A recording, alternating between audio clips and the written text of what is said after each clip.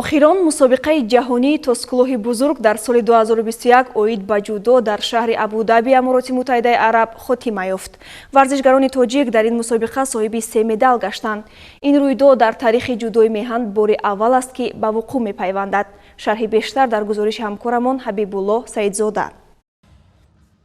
дар рӯзи сеюм ва охирони мусобиқаи тоскулоҳи бузург оид ба ҷудо кишвари моро 3 варзишгар муаррифӣ намуд. Комрушоҳи Усопирён ва Ҷаҳонгир Маҷидов дар вазни то 90 кг ва Темур Раҳимов бошад дар вазни изофаи 100 кг. Ҷаҳонгир Маҷидов дар зергурӯҳи А қарор гирифта бо яке аз ҷудочиёни қавии канадагӣ Муҳаб Элнаҳаз рақобат кард.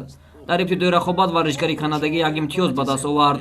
Баъдан Ҷаҳонгир як партоби бениҳоят зебоиро анҷом дода соҳиби як вазарӣ гардид ва Муҳабро дар ҳолати асаи комӣ нигоҳ дошта ғалабаи комилро низ ба даст овард.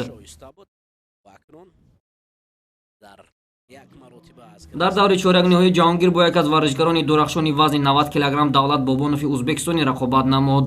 ёдовар мешавем, ки Давлат Бобонов дар радамандии сомонаи расми ҷудо дар ин вазн дар мақоми нахуст аст ва дар бозиҳои Олимпии Рио 2016 мақоми сеюмро касб намудааст. Ҷаҳонгир дар муқобили ин ҳарифи қавияш хеле хуб рақобат кард ва нерӯсанҷиро то ба сониyaҳои тиллоӣ бурд. дар дақиқаҳои тиллоӣ Давлат Бобонов бо як партобии пон ғалаба ба даст оварда ба даври дигар ва Ҷаҳонгир бошад ба даври тасаллубахш роҳ ёфт.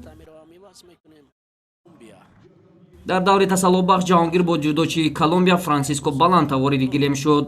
дар ин нерӯсанҷӣ Ҷаҳонгир Маҷидов бо сабаби 3 корти зар гирифтани рақибаш ғолиб шуд ва имкони барои медали биринҷӣ рақобат намуданро ба даст овард.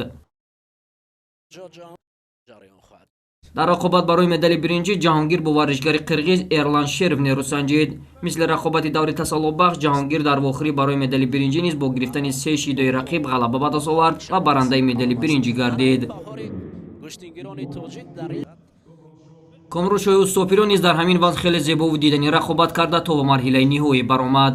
то ба марҳилаи финалӣ роҳ ёфтан Комрушоҳи Усопирён дар даври муқаддамотӣ намояндаи Британияи Кабир Ҷамол Петгрейвро шикаст дод.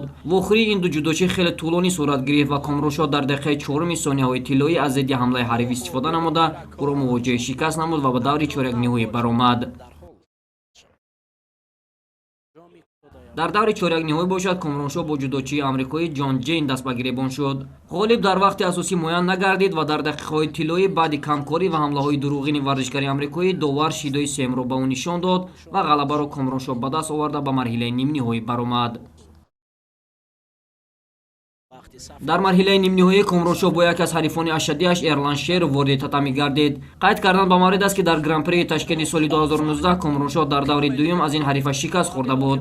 дар ин рақобат Комрушоҳ қасдашро гирифта бо як имтиёзи вазарӣ бар Эрлан Шеров зафар ёфт ва роҳашро ба марҳилаи ниҳоӣ ҳамвор намуд.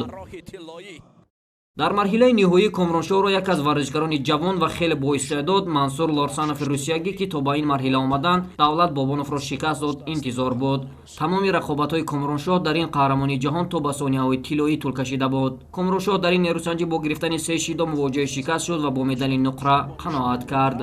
дар интиҳои рақобати бонувон ғолибони ин вазн бо медалу ҷоизаҳои пулӣ қадрдонӣ карда шуданд. рангин аст барои паҳлавонони кишвар.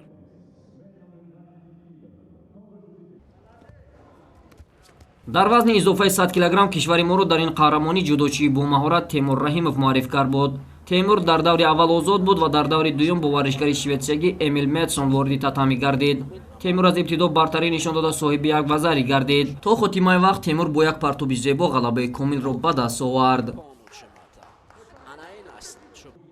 дар даври чоракниҳоӣ Темур бо ҷудочии украинӣ Евгений Балевский даст ба гиребон шуд. варзишгари украинӣ дар дақиқаи аввал бо усули ипон бар Темур ғалаба кард. Темур бошад ба даври тасаллубахш роҳ ёфт.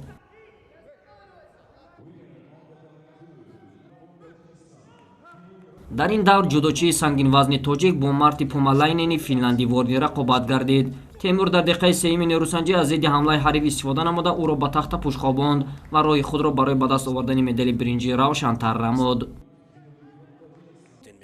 дар рақобат барои медали биринҷӣ паҳлавони номдори тоҷик бо варзишгари ҷавони рус Валерий Эндовецкий нерӯсанҷид. рақобати ин ду ҷудочӣ хеле тӯлонӣ шуд ва Темури шуҷоъ дар сониyaҳои тиллоӣ бо як партоби зебои ипон ғолиб шуда медали биринҷиро ба гардан овехт. ёдовар мешавем, ки ин нишони дуюми фахри Темур аз рақобатҳои тоскулоҳи бузург дар ин сол аст. ҳамагӣ чанд ҳафта қабл Темур Раҳимов дар Гранд-слами Боку барандаи медали нуқра гардида буд.